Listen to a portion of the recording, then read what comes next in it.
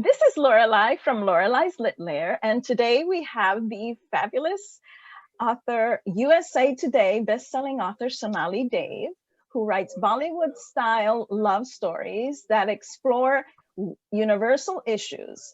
Her novels have been named Best Books of the Year by Library Journal, NPR, The Washington Post, and Kirkus. She has won numerous accolades, including the American Library Association's Award for Best Romance, the RT Reviewer Choice Award for Best Contemporary Romance, multiple RT Seals of Excellence, has been a Rita finalist, and has been enlisted for Dublin Library Award. Shelf Awareness calls her not only one of the best, but one of the bravest romance novelists working today. Welcome, Sonali. She lives in Chicagoland with her husband, two visiting adult children, and the world's most perfect pup.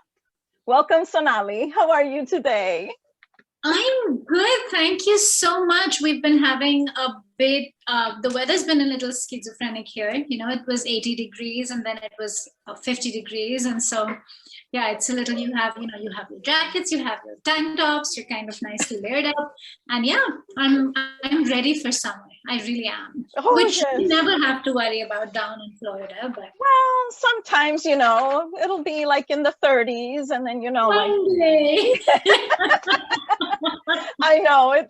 They say, oh, like we're all with scarves and all, and it's like summer for you guys up there up north. But hilarious, and we start to be like, how are we going to survive this? I mean, honestly, I'm still a Mumbai girl, so give me, I always say you can take off your clothes, but you can't. There's only so many clothes you can put on. So yeah, exactly. So definitely a summer girl, and I live in the wrong place. So. Very well. Well, today I want to introduce you to our book club members, as well as all of the readers who will join and visit you. So I want to introduce you as a new person, a new author, to anyone who is just, dipping their toes in the romance or women's fiction with the romantic element. So I'd like to ask you, so what genres do you write? So I write primarily romance, contemporary romance, and women's fiction with very strong romantic elements. That's what I also kind of tend to throw in. There's been books with, quite a bit of romantic suspense in there. They're basically family sagas. And I like to say my genre is books. I write books. Good. But I do write romances in that it's always, the love story is the most important part of the story, and it's always a happy ending. Always. Wonderful. Always. Are you a coffee or tea lover? Oh, not even a question. Tea, all chai, all the time. All the time. What's your favorite chai? So honestly, chai means tea. So, yeah. Every morning, the first thing I do when I wake up is get a big pot with a lot of ginger in it, and lemongrass if I have access to it. But it's basically, my favorite chai is the only chai in the world, which is basically a combination of two types of black tea and ginger. Wonderful. And name one thing on your bucket list. That's a hard one. One. Well, I don't know, act in a movie? Really? So, well, not like as an actress, but it would be so fun to say, I was in this film with Priyanka Chopra. Well, nothing is impossible. My son said he wanted to do a commercial for TV. And I remember. And he did it. So never. So I would say that, when you said bucket list, I was like, there's ambition bucket lists. Yes, yeah. But that's not what I was thinking. I was just thinking of, like what would be just cool before I die. Good. That's good. That's on your bucket list. Yeah. And do you have pets? Yes. Yes. Our pet has us, which is, okay. Simba is a poodle mix rescue, and as my bio says, he is the world's perfect dog. And I'm surprised he's not here, but that's because my door's locked, and because I think if one of us is eating something, then the other one is forsaken. So other than that, Simba is always on top of me. That's my default state. Okay, complete this sentence. When I wake up every morning, I want to go back to sleep. No, I'm just, a good sleeper. So I'm really grateful for that complete reset. I love my sleep. I was just thinking the other day, if we didn't have sleep, it would for people who it's hard to fall asleep, I really, really feel for you. Yes. Because I love my reset at night. Like, oh, it's a new morning. Wonderful. Okay. Can you name something unique you own, something weird or unique, like special that? My house is filled with, we travel a lot. My house is filled with stuff, that we've bought in various places. So I'm trying to think. I think, oh gosh, I'm trying to think, something. I think the creepiest thing I ever bought, which I don't know what I was thinking. Usually all my artwork and stuff I pick up when I travel, I love. But I do have this thing I picked up in Alaska, which is made from the jawbone of, I think, a prehistoric, that's what the guy at the art fair told us. It's this artwork made from the jawbone of a prehistoric walrus or something like that. And I mean, it's a really nice piece of artwork. It looks like, a natural arch. But sometimes I look at it and I think, ooh, this is the bone of an animal that's just like sitting on my shelf. So maybe that. Yeah. You wonder the history of it. Do you have any hobbies or particular skills other than writing? I love to cook, so but that's kind of, I'm having to do it, making it a chore sucks the joy out of it, but I do really, really enjoy. I'm not a baker, but I do enjoy, cooking very much, and I enjoy cooking for a lot of people. So that, but I think another one that, so writing has sucked almost all of my hobbies. I used to paint, I used to dance, all of that. It has sucked a lot of stuff out of my life for some strange reason. And I think the time has come for me to start going back, but just naturally I got so focused on the writing that I naturally lost a little bit of the other stuff. But one of the things I used to do a lot of, I have my first career is architecture. So I kind of have a degree in architecture, not kind of, I have a degree in architecture and design. And so I think I've really enjoyed in the past doing up rooms. So this whole decorating is a strange word for it, but yes, I love kind of designing a room, designing a home. That's something I miss doing. Oh, which doesn't mean I'm going to jump and do one, but yeah. But that's good. What do you hope readers will experience or gain when they read your stories? Oh my gosh, I think I just want them to feel good about themselves and the world. I want them to believe in themselves again. I want them to believe in the world again. If they don't, believe something new and good about themselves and the world. Yes, I get that from your stories. I love it. And I'm always hungry too. We'll talk about that. What inspired you to write the Rajes series? So, it was many things. It's this culmination of I think all my writerly dreams, which means I'm done now. Please don't. No, I hope not. God, I hope not. But I think one of the things was that I always thought I would write my 4 favorite Jane Austen books under one umbrella, right? Under one story universe. I wanted to connect them. And I also don't mean like retelling scene by scene, but I wanted to write books that paid homage to what I learned from Jane Austen as a young person. So a lot of it comes from that. But I also wanted, so there was a lot going on with this series. I wanted to examine privilege in our world today. I wanted to examine class and, what creates that and how, people navigate that. I wanted to write an immigrant family that wasn't, that wasn't drowning in immigrant angst. I wanted to write, a family that has found home, but also that comes from privilege. So it was, all of this stuff I wanted to explore, I think. And then just, siblings and families who have which I've loved. I think is in all my books is families that have no sense of boundaries, because I feel like that's very much my world is families that, don't understand boundaries. Yes.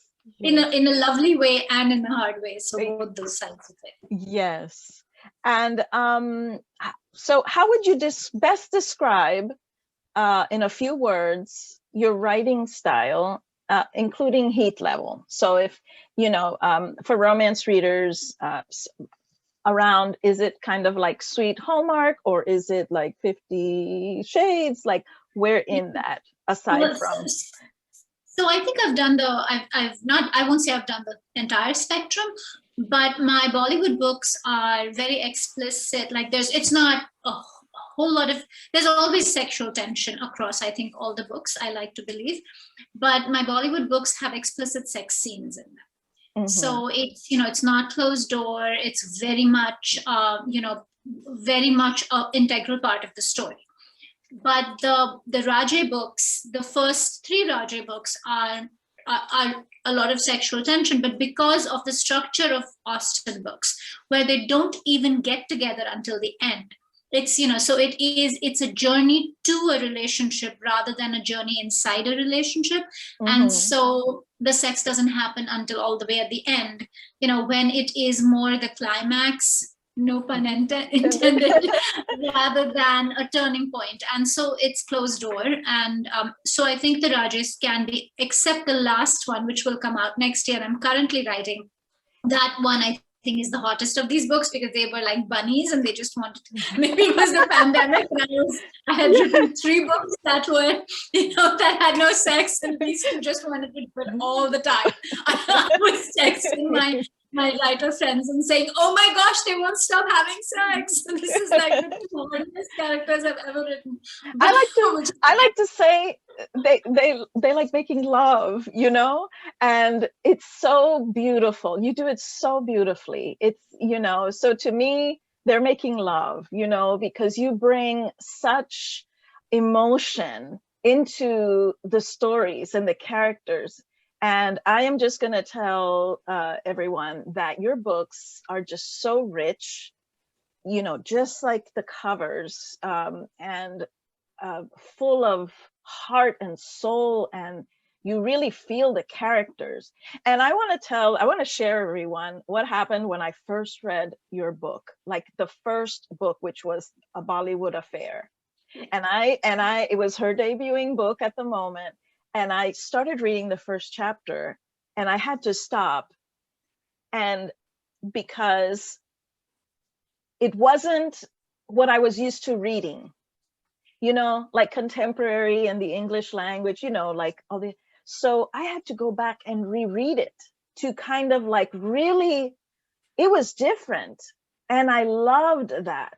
And the description and it was an experience, really. And, I still remember all the characters. I still remember the scenes, and I think it'll hold a special place in my heart, because it was the one that I discovered you. And I couldn't shut up, and I just kept on recommending you. And you have not let me down. And I think, I just want people to know that.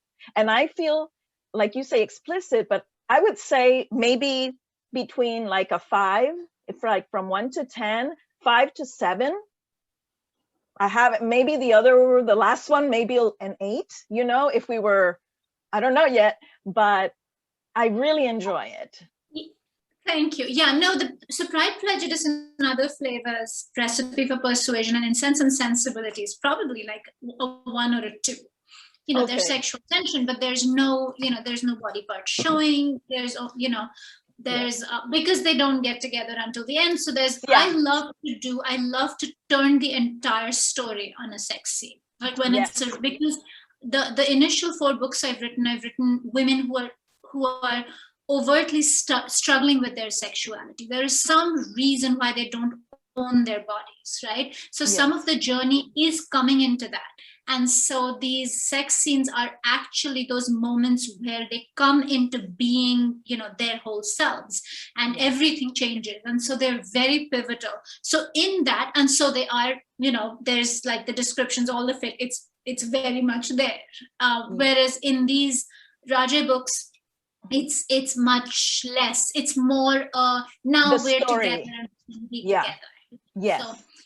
So it's structurally they're different. And so but coming back to what you were saying, that is, you know, that's the most special thing, because I still remember you messaging me through the entire reading of Bollywood Affair, and as someone who that had not happened to before, that was the most amazing experience, because you were like, oh my gosh, she just said mangoes. She just called her books mangoes.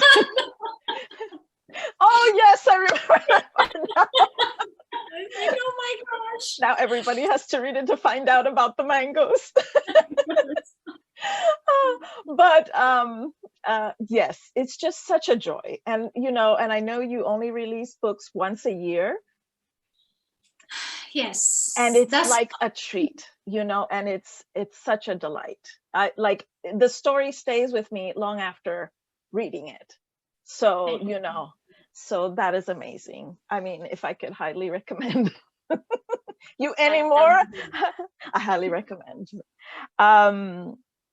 Okay, so now for a little fun part, I wanted to do, as I normally do at my romance, wine, and chocolate events that I used to host before at my public library. We have a section where, you know, when I invite authors onto the stage and I let the audience participate, asking them, you know, to guess which fun fact belongs to this author. So I've asked Sonali to share with us 2 truths and 1 lie. And I want the readers in the chat box to kind of pick which fact do you believe is the lie. And I'm going to share momentarily. Let me see. Can you see? Okay. Maybe I'm going to stop sharing because I want you to say it, because and then I'll show it in after. So number 1 was, I gave directions to Russell Crowe when he was visiting our town and he asked me to join him for coffee. And I didn't recognize him and I thought he was creepy and said no. That's 1. Number 2, I slit my wrists after having a fight with my husband. Number 2. Do you want to read number 3? Sure, I'm trying to. All right. Gosh. This is when I was young. I broke into an abandoned house with a bunch of friends and had to jump in a lake to avoid the bricks the guards started throwing at us. So my I've had an interesting life. Interesting life. Yes. So in the chat box, my lovely readers, which do you think is the lie? And I will be reading. So we have, I gave directions to Russell Crowe when he invited me for coffee. I slit my wrist after having a fight with my husband. I broke into an abandoned house with a bunch of friends and had to jump into a lake to avoid bricks rocks the guards were throwing at us. So we have here. I love how almost everybody believes 3. Everybody believes I'm a criminal. So the lie, let's see. I'm gonna see how many. Okay. We have here 2 is a lie, 2. I think 1 is a lie. Caro thinks 1 is a lie. 2, Patty Blount think 1 is a lie. Number 2, oh, Naomi thinks 3. And number 2 is a lie. So that's from Hala. So pick one truth. Which is one truth? One truth, so that we have left over the other. Oh shit, okay, I'm gonna disappoint all you 2 people. That is the truth, and I'll tell the story. It was by accident. I didn't actually slit my wrist, but I have, I don't know if you can see, but I actually have the scar. I was very angry, and I was carrying a saw because I was fighting with him. We had really huge weeds, like they had turned into trees. And I was really angry with him because he was waiting for me to pull them, and I was waiting for him to pull them. And I'm like, I have to do everything in this house. And I took a saw, like the, proper saw. And I was yelling at, my best friend on the phone. And I had the saw, and I pushed my sunroom door open, and all of it kind of happened together. And the saw has like those little blades. And I watched my wrist go like slash, saw the thing open up. And I actually thought, oh my gosh, this is not how I want to die. Like in my head, I was like, I just slit my wrist and I'm going to die. But the weird thing is it missed all the big blood vessels. So I actually saw, so because the blood vessels are there's no small blood vessels. So if you miss it, it opens up and you can see the inside and there's no blood. Oh. So it was the most dramatic thing ever. And I held it together and I started screaming for my husband. And, of course, it was by accident. So my husband was like, this is why you should not get angry with me. This is why you should, pull weeds before they turn into trees. Wow. Okay. So if you ever meet me at, I'll show you my scar. If you're ever on my assignments or anything. Okay. So let's see. So now that number 2 is out of the list, which one, folks, put in your votes. Which do you think is the lie? Number 1 or number 3? Type in the comments. I wish I could see everybody. We should turn them all on and see their faces. We'll turn them on right at the end. Let me see.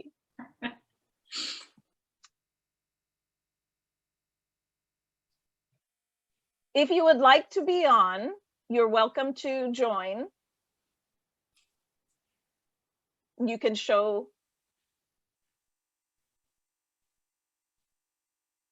open your video. Okay, some say still 1. Let's see. Patty says 1, Charlene 3, I'm sticking with 1, Carl Carson 3, because I want 1 to be true, says Sarah Revelis. I'll bet. I'll say 3, Hala, and okay, so here we are all together. If you would like to show yourself.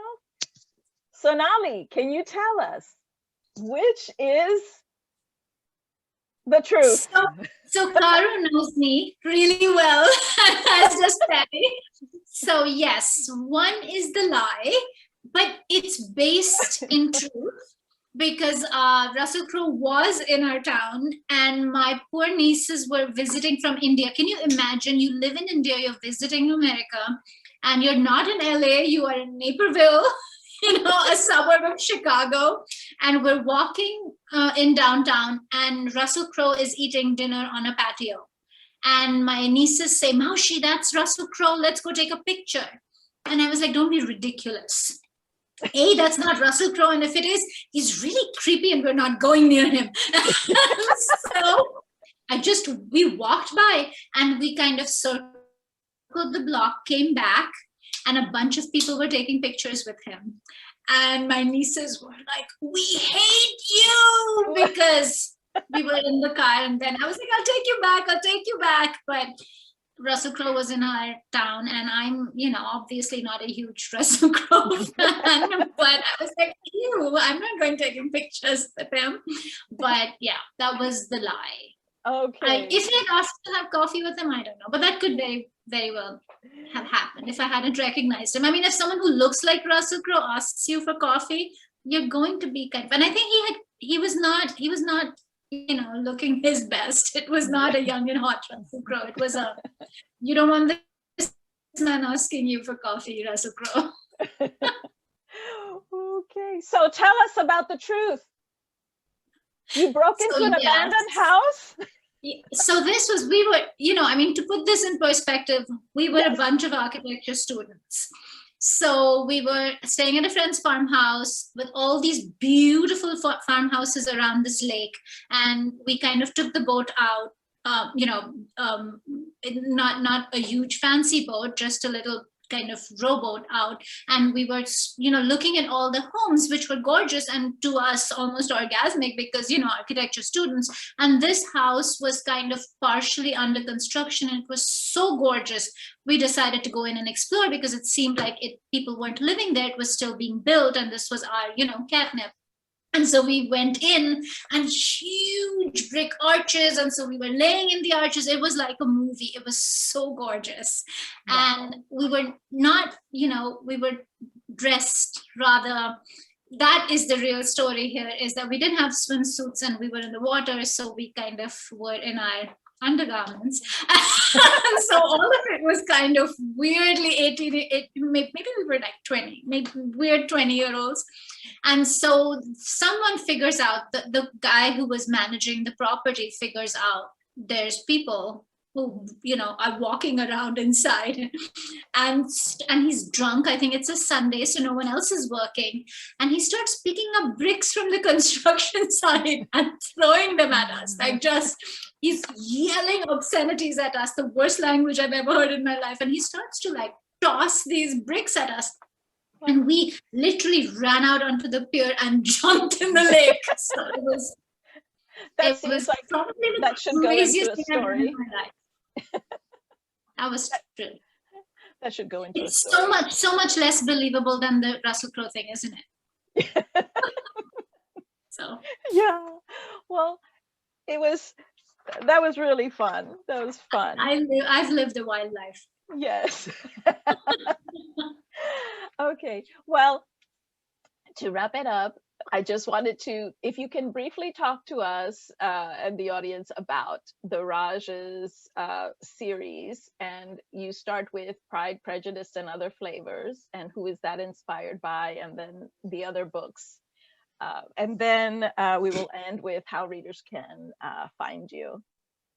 All right, okay. Fabulous. I'm going to go back and say I see the name Keanu in there, and yes. I would basically do anything Keanu Reeves asked me to do, just so everyone knows it's just Russell Crowe.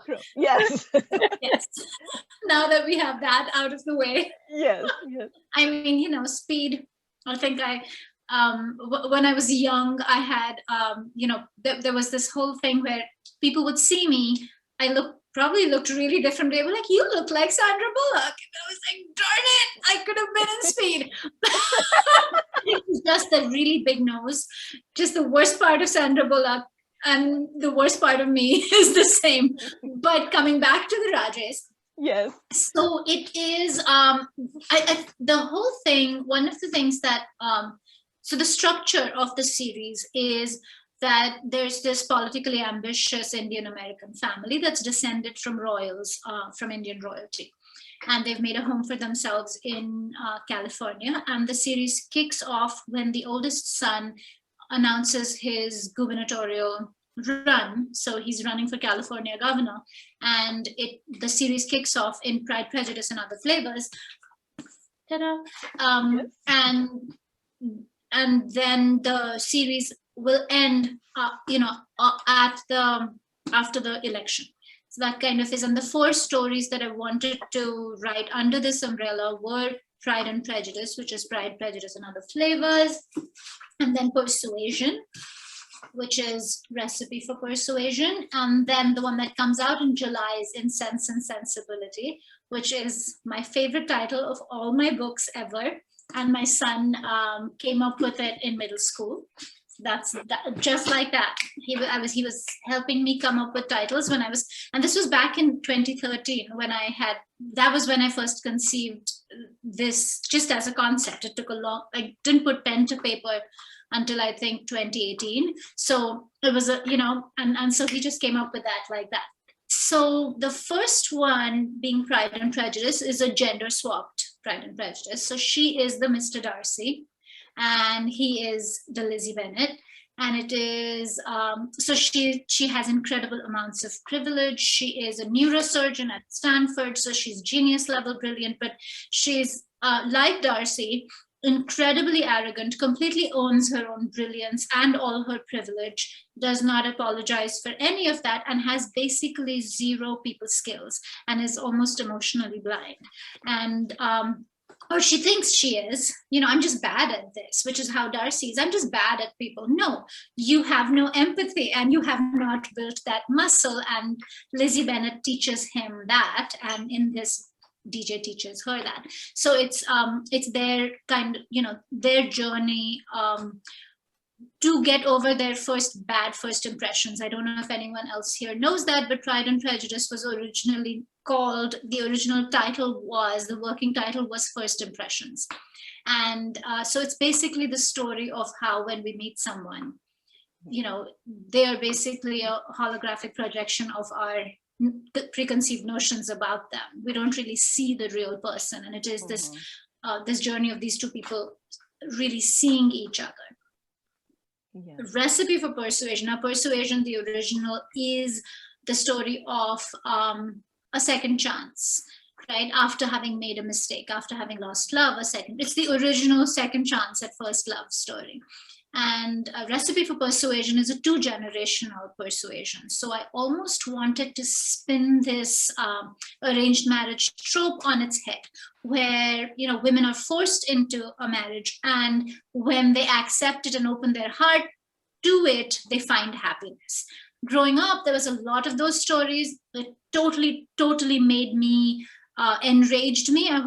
It just felt like such a wrong story to be telling young girls, that when you have no agency over your own life and you accept it, life's going to be great for you. What kind of an awful thing is that to tell people, right? Of course, yes, sure, we have to accept bad things, but that felt like a very deliberately created agency stealing thing. And so I wanted to write a woman who says no. If who's forced into a marriage and says, no, I will not make this better for everybody else. And there's collateral damage, and the heroine is the collateral damage, because her parents have had this horrible marriage.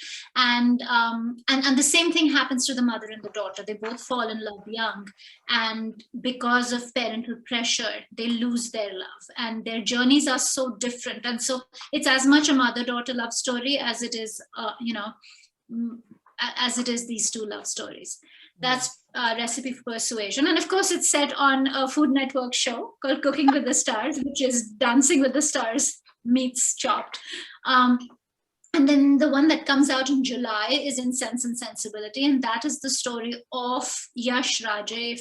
If anybody here has been reading the books, Yash seems to be everyone's favorite character. And I have had, requests for Yash's book since the very first book, and he's the guy running for California governor. So in the first 2 books, we see him through his sister's eyes. So he is a person who really knows what he wants. He has it all.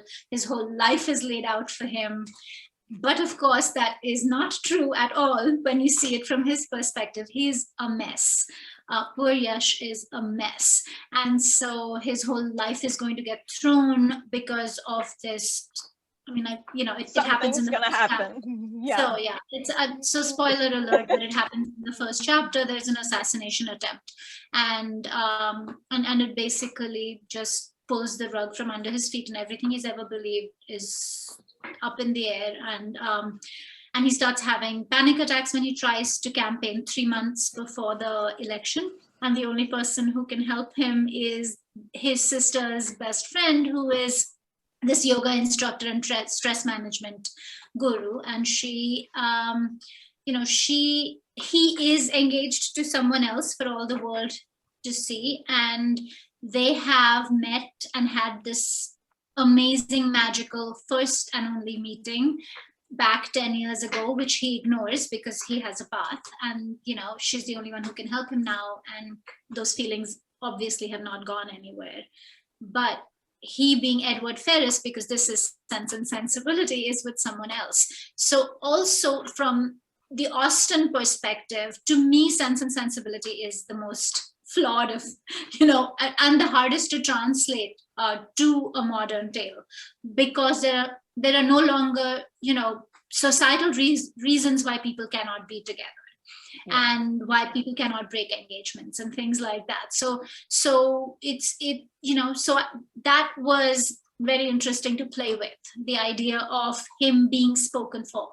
Yes. So yeah, obviously, so it's their journey. And as a politician, I wrote this in 2020. So can you imagine that? Writing a book with a politician hero in 2020 was probably, I'm just glad that Recipe for Persuasion came out in 2020 and not in Sense and Sensibility, because that was a bomb, disaster waiting to happen. But I was also trying to explore this politician hero who is struggling between his own journey of wanting to be a public servant as opposed to being a politician. So this whole truth in politics and truth in life, truth has to count for something. I think that's the theme of this whole thing, and how they both navigate that. Yes. Wow.